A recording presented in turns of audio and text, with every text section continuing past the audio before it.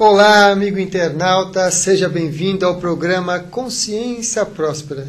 Esse programa que sempre traz convidados, pessoas especialistas em suas determinadas áreas de desenvolvimento humano, de espiritualidade, de terapias alternativas, escritores, consultores, que possam nos auxiliar, nos inspirar e nos dar algumas dicas de como viver melhor, de como viver bem, de como sermos pessoas mais integradas e com maior condição de lidar com as situações difíceis e desafiantes do nosso cotidiano.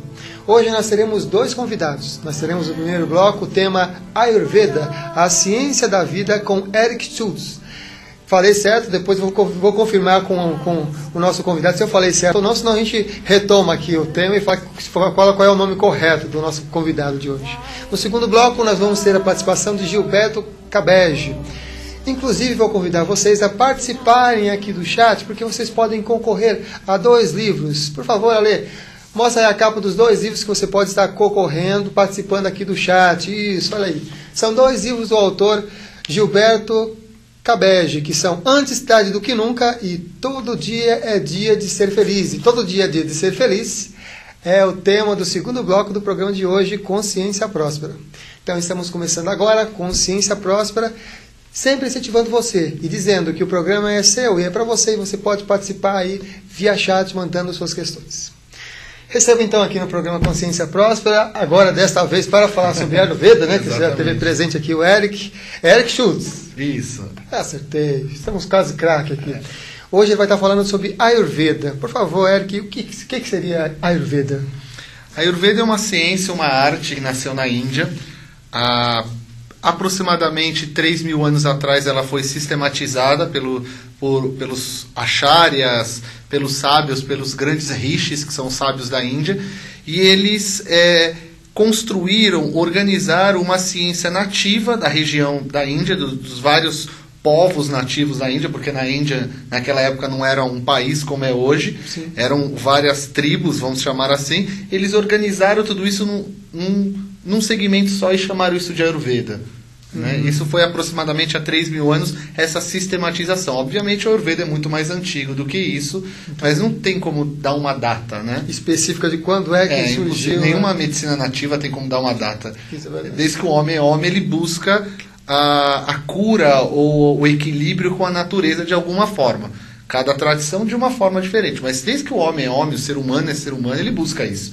E você, como ser humano, como é que foi o seu despertar, a sua busca dessa cultura hindu? Eu tenho uma influência que veio pelos meus pais, né? Sim. A minha mãe, em 1971 para 72, ela entrou numa instituição chamada Shuddha Dharma Mandalam, uma escola milenar indiana, bem antiga, e a partir dali ela começou o desenvolvimento dela pessoal. Esse desenvolvimento, obviamente, foi passando para toda a nossa família, para o meu pai, e logo depois veio a minha irmã, minha outra irmã, e ela sempre nos deixou muito livre.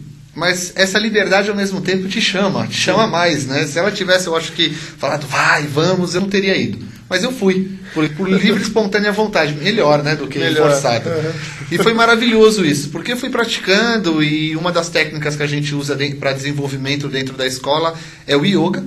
Sim. E o yoga veio como ferramenta, como é o yoga feito na sua forma original, para desenvolvimento, não para você ficar se esticando ou fazendo exercício, criar musculatura. O yoga ele tem a função de desenvolvimento mental, espiritual. Isso é uma coisa interessante para a gente desmistificar, porque às vezes as pessoas agora entrando também nas academias ficam uma coisa mais física, mais corporal. E não é.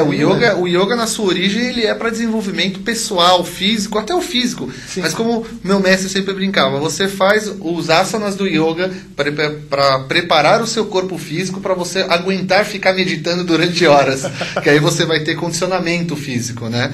E aí como ele brincava, e se você não gosta de asana, vai correr, vai fazer natação, não importa. O importante é ter o corpo saudável. E aí isso foi desenvolvendo. Com 14, 15, 16 anos, naquela proximidade, me interessei muito pelo Ayurveda e comecei a estudar a partir daquele momento. E aí, obviamente, acoplado com massagens, não sendo ayurvédicas, mas para aprimorar mais o conceito de saúde, numa saúde como saúde, não como doença, né? Porque, infelizmente, o que a gente fala que é fala que é uma medicina no Ocidente, fala-se mais de doença do que de saúde. É uma pena, infelizmente. A gente está falando sobre a cultura e sobre o sistema da Ayurveda, né? E a gente sabe que o estudo, a base dessa filosofia vem dos Vedas. O que seriam os Vedas, para a pessoa entender um pouco mais isso? O Ayurveda se baseou inicialmente, aqueles rishis antigos que eu comentei, eles se basearam inicialmente nos Vedas para escrever os primeiros tratados. Sim. Os Vedas, num determinado momento da humanidade, naquela região ali do sul da Índia, eles escreveram os Vedas. Os Vedas é muito parecido com o Ayurveda nessa questão. Imagina uma compilação de versos dos grandes rishis de diversas regiões. É uma forma de sistematizar. Se eu posso dizer, não com toda certeza do mundo, mas no meu estudo eu vejo a Índia um dos primeiros povos, um dos primeiros países a começar a sistematização, a organizar tudo isso. Por isso que quando a gente fala, o primeiro livro que você tem notícia no mundo é na Índia, primeira não sei o que na Índia. Não é que o indiano é o mais antigo do mundo, não é isso. Mas alguma coisa tinha naquele povo que eles começaram a sistematizar, escrever livro, e pega conhecimento daqui, conhecimento dali, vamos escrever. E acabou isso fazendo a Índia um país, um povo muito importante no desenvolvimento da escrita, desenvolvimento da medicina, do yoga, da meditação, da própria religiosidade e assim por diante. Então os Vedas, ele é a base para muitas coisas na Índia, também para o Ayurveda. Lógico que com o decorrer do tempo, o Ayurveda foi bebendo de outras fontes também, não só dos Vedas. Muita gente fala isso, né? O Ayurveda é um Upaveda. Realmente, o Upaveda é um Veda secundário. Ele saiu dos Vedas. Mas no decorrer dos anos, o Ayurveda ele bebeu do Tantra, ele bebeu dos Vedas, Vedanta, do Advaita Vedanta e tudo mais. Ele bebeu do Shivaísmo, ele bebeu pouquinho do cristianismo também, quando o cristianismo chegou lá, de várias tradições, né? Porque a gente sabe, a partir do momento que eu tenho uma tradição minha, pessoal, e eu começo a praticar aquilo no meu dia a dia, eu acabo inconscientemente agregando alguma coisa daquela minha tradição. Isso vamos dizer que os indianos, ele é bem parecido com os brasileiros, vai agregando as informações. Exatamente, vai utilizando aquilo que é útil para. Eu acho que a única diferença que a gente pode dizer com certeza isso, o indiano agrega, mas ele sabe ainda diferenciar o que é tradicional e o que não é. E o brasileiro faz uma mistureba e tem uma hora que ele não sabe mais o que é tradicional, acaba não sabendo mesmo, não é nem por ignorância ou por maldade, acaba não sabendo mesmo, porque qual é a fonte, infelizmente, das informações. E o indiano já tem aquela questão do vivek, já tem um discernimento de saber exatamente. Aquilo é tradição, mas isso daqui também é bom, com certeza. sempre. Muito bom. E a gente vai ver agora as participações aqui via chat. Olá, Eric, por favor, fale um pouco sobre a relação entre a Ayurveda e qualidade de vida. Grande abraço, é a Sandra Cristina. Olha, o Ayurveda, a base do Ayurveda é a qualidade de vida. Em que sentido? O Ayurveda, diferente de outras medicinas que a gente encontra no nosso planeta, o Ayurveda, o ponto principal do Ayurveda é prevenção e manutenção da saúde. Então, isso é um estilo de vida saudável, é equilíbrio, antes de tudo. Então, muitas vezes, muitos profissionais de Ayurveda nem falam em doença, porque no conceito dele, o quê? Se você tiver uma prevenção e tiver uma manutenção, doença não existe. Que no Ayurveda não existe esse conceito da palavra doença, né? E qual é que é a visão da Ayurveda em relação à doença? A visão da Ayurveda em relação à doença é o seguinte: antes de tudo, nós temos os 5 elementos. O Ayurveda acredita que tudo na natureza, e o homem está na natureza, eu já vi muita gente falar assim, porque tem a natureza e o ser humano. A gente faz já em outro planeta, a gente que somos ETs que viemos para o planeta, só pode ser, né, a visão deles. Mesmo o ET que veio, ele faz parte da natureza, né? Bem, enfim. E eles acreditam que tudo na natureza, incluindo o ser humano, tem os 5 elementos. Até a madeira, o plástico, a água, tudo tem os 5 elementos. Obviamente, isso em proporções diferenciadas. Então, acredita-se que o que é a doença, o que nós chamamos de desarmonia. A desarmonia no Ayurveda é quando um desses elementos está ou muito com uma quantidade elevada no nosso organismo ou com uma quantidade muito baixa. E isso vai gerar uma desarmonia. No quê? Por exemplo, eu estou com muito elemento ar no meu organismo. Então quais são os 5 elementos na Ayurveda? Vamos lá. Fogo, água, terra, ar e éter. O éter, normalmente, que as pessoas têm mais dificuldade, o éter é a vibração. é o espaço, né? Sim, aí você continua a explicação, se a pessoa tem muito ar. Por exemplo, vamos dar um exemplo para as pessoas entenderem. O ar não é o ar não é isso daqui, não é o ar. O ar, ele tem um significado, né? O ar é seco, o ar é rápido, o ar é moldável, ele tem várias combinações, ele tem a constituição dele é de vários aspectos. Muita gente, quando a gente fala ar, a pessoa, é ar? Não, não é o ar. Fogo não é o fogo, né? Então, o ar... né? O ar, na verdade, ele traria um excesso no corpo da pessoa, o quê? Secura na pele, a mente fica voada, a pessoa não consegue focar, né? E diversos outros fatores, perda de peso, etc. Aí vai tendo uma infinidade de coisas. O fogo pode trazer excesso de oleosidade na pele, prurido na pele, porque não, vermelhidão na pele. Estou colocando a parte física, né? Sim. Na mente, uma pessoa extremamente nervosa, uma pessoa brava, intestino solto, alguns exemplos assim, né? Porque é lógico que isso é muito relativo. E os outros, cada um deles vão trazendo coisas específicas. Isso para nós é a desarmonia. É a desarmonia. E lógico que isso pode gerar uma desarmonia mais profunda, até num órgão. Aí o que é chamado de doença no Ayurveda é uma desarmonia. Isso é uma coisa interessante. Eu vi também que a Associação Brasileira de Ayurveda, da qual você é vice-presidente, estava falando que não incentiva a utilizar como sendo medicina Ayurveda. Veja, mesmo isso é muito importante a gente falar, que é uma coisa para desmistificar também. Medicina Ayurveda é lá na Índia. E é o único lugar onde é reconhecido como uma medicina. Na Índia se reconhece 6 tipos de medicina, né? A medicina alopata, a homeopatia, o Ayurveda, a medicina Siddha, a medicina Unani e a medicina popular indiana. Isso é sistematizado na Índia, organizado com hospitais, escolas, você faz faculdade, 5 anos e meio, não é um cursinho de final de semana. Sim. Lá é muito bem organizado. Saindo da Índia, isso tudo se torna medicina alternativa. Só que no Brasil existe uma organização também, uma legislação no nosso país. E medicina, a gente só pode chamar de medicina a medicina alopática. Sim. Queira você concorde ou não, ou eu concorde ou não, que eu não concordo, mas eu tenho que seguir o que a lei, meu mestre sempre brincava, existe a lei de Deus e a lei do homem, então a gente tem que seguir as duas, né? É verdade. Queira ou não, se está certo ou não, é um outro problema. É verdade, está vivendo nesse mundo, está vivendo nessa sociedade, tem que estar respeitando também as leis. E é nesse quesito que a gente fala da medicina, que a gente não estimula as pessoas chamarem de medicina Ayurveda no nosso país. A gente não está desmerecendo o Ayurveda, pelo contrário, a gente está encaixando ele no que nosso país proporciona. Né? Nos Estados Unidos vai chamar de outro nome, e cada lugar você tem que se adaptar à sua realidade, sempre. Muito bem. A Tereza Maria Fulano está aqui, está dando os parabéns pelo programa, sim, já está participando aqui do sorteio, viu? Já vamos anotar aqui o seu nome para participar. O Kleber Carneiro deseja acompanhar o programa. Já está acompanhando, Kleber. Se quiser mandar questões, pode estar enviando aí via chat. A Val está perguntando, Eric, existe alguma técnica Ayurveda para o rejuvenescimento? Abraços, Valky.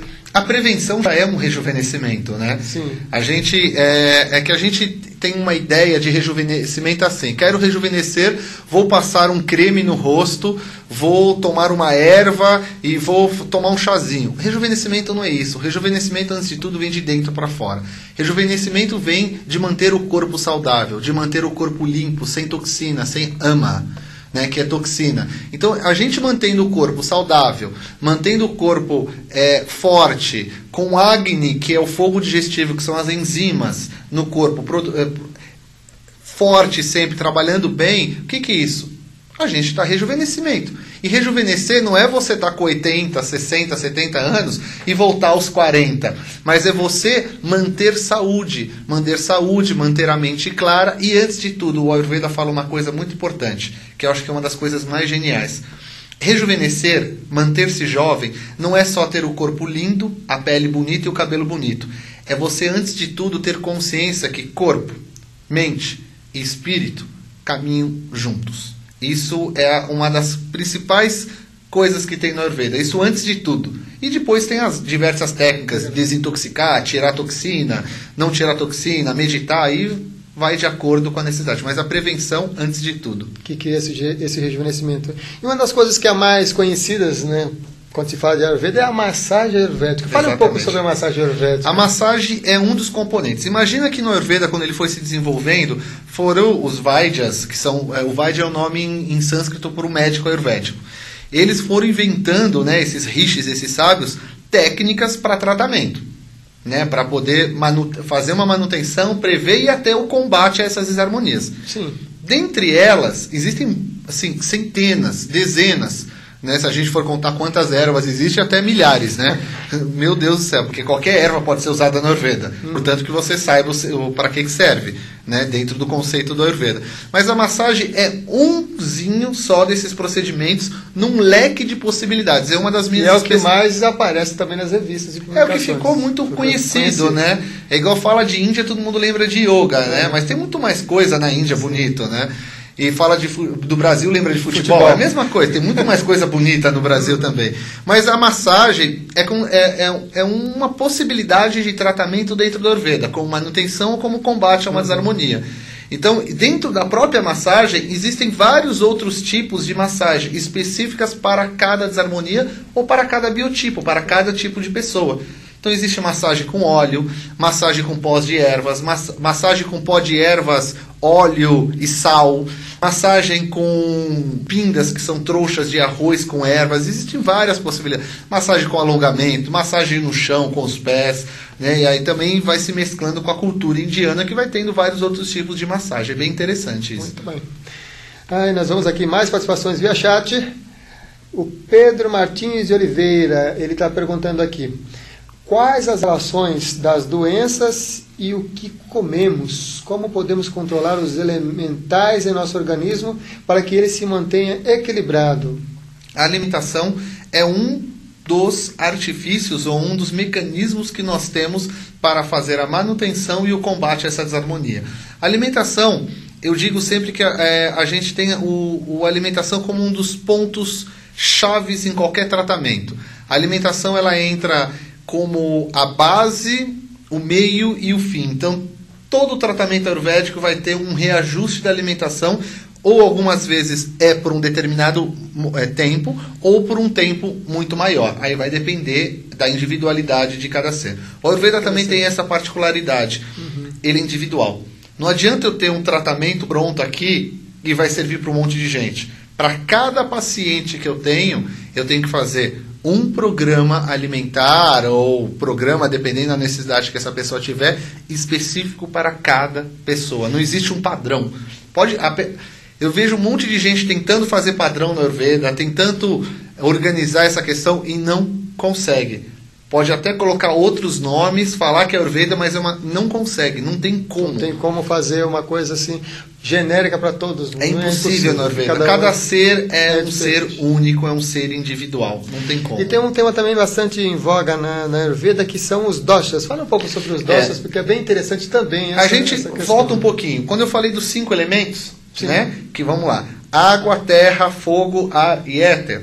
Os indianos averiguaram e viram que esses elementos trabalhavam melhor em conjunto, alguns deles. Então, por exemplo, o que é melhor trabalhar em conjunto? Imagina trabalhar um completando o outro. Então, por exemplo, o ar e o éter trabalham melhor em conjunto. Um completa o outro e um é o veículo pelo qual o outro vai trabalhar ou vai funcionar no organismo. A água e a terra trabalham também melhor em conjunto da mesma forma. E o fogo e a água também trabalham em conjunto. O ar e o éter, eles chamaram isso de vata. Lógico que é um nome em sânscrito que eu não procuro traduzir. Algumas pessoas traduzem, né? Vento, bili, isso. Eu não costumo traduzir porque são palavras... Eu não vou chamar que não existem traduções, mas a tradução é tão grande que você demora um dia para explicar isso num curso. É interessante. Então é complicado você fazer uma tradução. Reducionista. Então deixa como vata. Terra e água é chamada de kapha. E fogo e água é chamada de pita. Então, eles classificaram isso e com as suas junções, né? Você pode ter um pita kapha, um vata pita e assim sucessivamente. São 7 tipos de possibilidades. Sim. Mesmo assim, a individualidade é gigantesca. Porque eu posso ter um corpo pita kapha, você ser um pita kapha, vamos dar um exemplo, tá? E você ainda continua sendo diferente do que eu. Em vários aspectos. Porque meu nariz pode ser pita, mas seu nariz pode ser cafa. Isso não quer dizer que a gente vai ser diferente. Num total, a gente acaba sendo pita-cafa da mesma forma. Mas o conhecimento desses doxas auxilia o terapeuta, aquele que está fazendo aquela atividade, a pessoa, em que sentido? Isso é a base do Ayurveda. Né? Porque é isso que diferencia, isso que dá individualidade para cada ser. Então, através de um diagnóstico, de uma avaliação que você faz com uma pessoa, detalhado, não é uma avaliação que você faz assim, com um questionáriozinho escrito em livro, isso não existe dentro do Ayurveda. Eu digo para vocês, pode muita gente ficar bravo comigo, mas desculpa, não existe.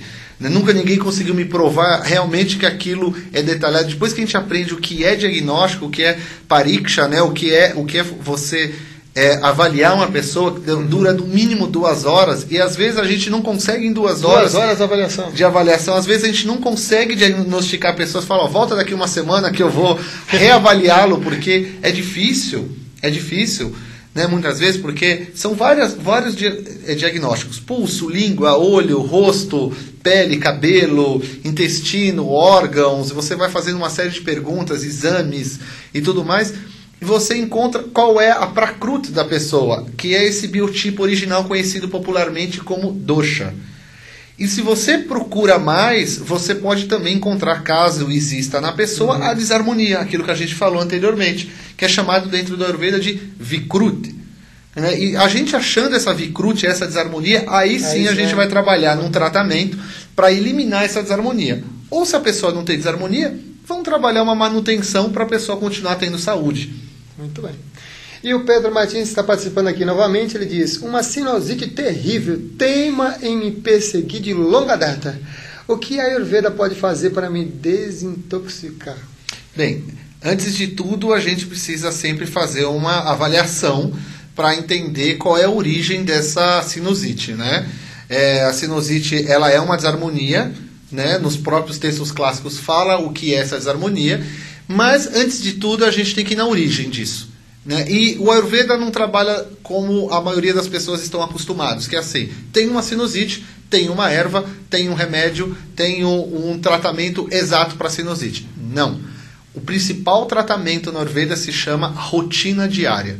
Se a pessoa não faz uma rotina diária, tudo aquilo volta. Todo mundo acho que já ouviu falar, né? Eu fiz um tratamento disso, mas voltou depois de 3 meses.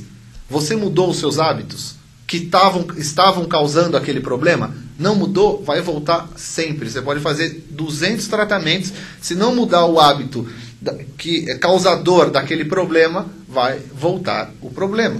Isso não é uma questão da Ayurveda. Isso, obviamente, se originou dentro da medicina Ayurveda e da medicina chinesa, que são as mais antigas que a gente conhece, junto com a tibetana ali, mais ou menos, né? Mas isso até dentro dos hospitais já é falado. Não adianta nada. Eu tenho... Vamos dar um exemplo, sinusite, eu não sei qual é o seu caso, mas eu estou dando um exemplo. Vem muita gente, eu tenho sinusite. Aí você vai analisar, na verdade o que está causando a sinusite é a pessoa ficar, por exemplo, embaixo de um ar-condicionado o dia inteiro. Aí você fala, olha, você desculpe, mas se você continuar embaixo de um ar-condicionado, você vai continuar com esse problema. Eu não posso fazer nada, eu posso te dar um monte de tratamento, vai terminar e vai voltar, vai terminar e vai voltar. Você vai gastar rios de dinheiro totalmente à toa. E o meu tempo também, se você for analisar, é verdade. É verdade. E por falar em tempo, a gente já está chegando ao final aqui do nosso primeiro bloco. A gente só tem 1 minutinho, vou pedir para o Eric então deixar a sua mensagem final em 1 minutinho, que a gente está em cima da hora para ir para o intervalo, por favor. Eu vou continuar o gancho que eu estava falando. Sempre pense, saúde você adquire diariamente. Você não adquire indo num hospital, indo numa clínica, fazendo um tratamento, consultando um médico, um terapeuta, fisioterapeuta, não importa. Você adquire saúde diariamente, tendo um estilo de vida saudável. Essa é a meta do Ayurveda. Muito obrigado. A gente agradece, então, a participação do Eric. Quero avisar também a Josi que eu vou mandar essa perguntinha para o Eric, ele responde para você via e-mail diretamente, ok? A gente vai para um rápido intervalo, voltamos já já com o programa Consciência Próspera. Até já!